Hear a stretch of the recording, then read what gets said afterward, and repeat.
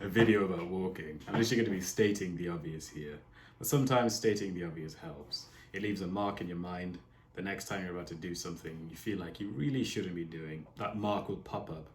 And next thing you know, someone can actually change.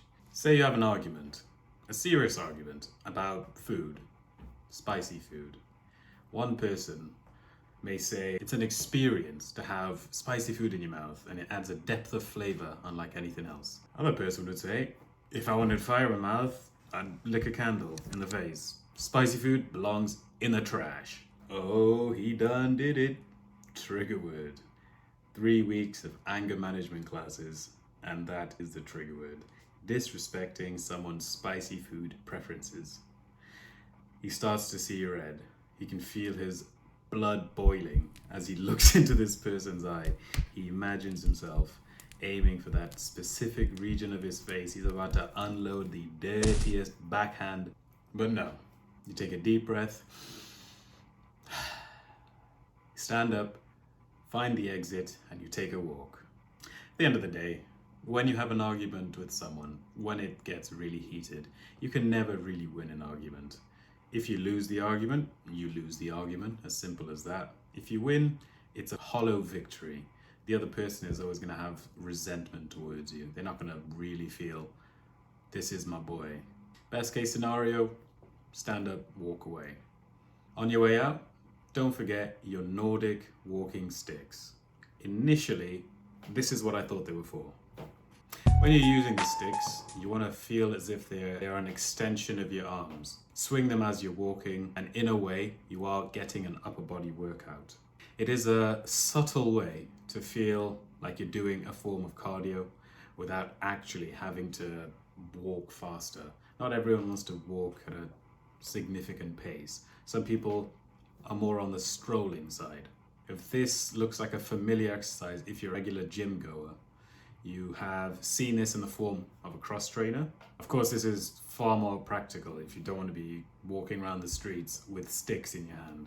The other option, treadmill. We all say we have a busy schedule, and it is true to a degree. We can always squeeze in a few minutes here and there for the things that actually help us in life. 15 minutes a day is not that much to really put aside for your health. Like me, at the beginning, and you want to hold yourself more accountable, get a fitness app or get a fitness watch. With a fitness watch, it gives you a little alert, a vibration when you need to move. For example, if you have a desk-bound job and it reaches your lunch break, if you have an alert going off on your fitness watch, for example, it's a really good segue into going for a walk. It is 2022. They have little step counters, so you can track your progress from week 1 to week 5, see where you start, see where you end up. And whilst we're talking about step counting, we may have heard about the 10,000 requirement every day for someone to have a somewhat healthy lifestyle. Of course, 10,000 steps, that takes quite some time. And if we're not reaching that target every single day, it can be a bit disheartening. You don't want to look at taking a walk as a challenge. It shouldn't be challenging. It's better to switch up the mindset and think of this more as a leisure activity. That way, more people do this for their benefit. And honestly, even the 10,000 number is up for debate because it's a personal thing. Everyone's built different. There's no real science behind 10,000 for one person is necessarily 10,000 steps for one other person. So switching it to more of a leisure activity. Put some earphones in. Listen to the latest Pink album, for example, or an interesting TED talk on why it hurts so much to get hit in the balls. Disregarding earphones or headphones.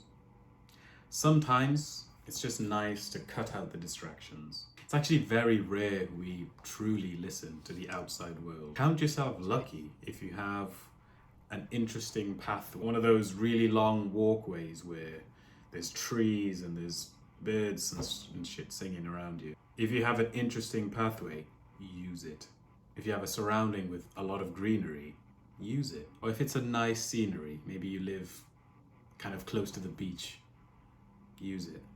That's actually, like I said, I'll be stating the obvious. If you live close to the beach, of course you're going to use it. But it is really important to be aware of the simple things. How the sun feels, the color of the green grass, the way the birds can sing, and as you're walking through, they all sound different. If you're into birds, you can probably name every single one. It's the little things that really add up when you think about it. And of course, the best part of this is when you do it with friends. If you don't have any friends, we'll work on that soon. We'll work on that. Leave the headphones, leave the alcohol behind.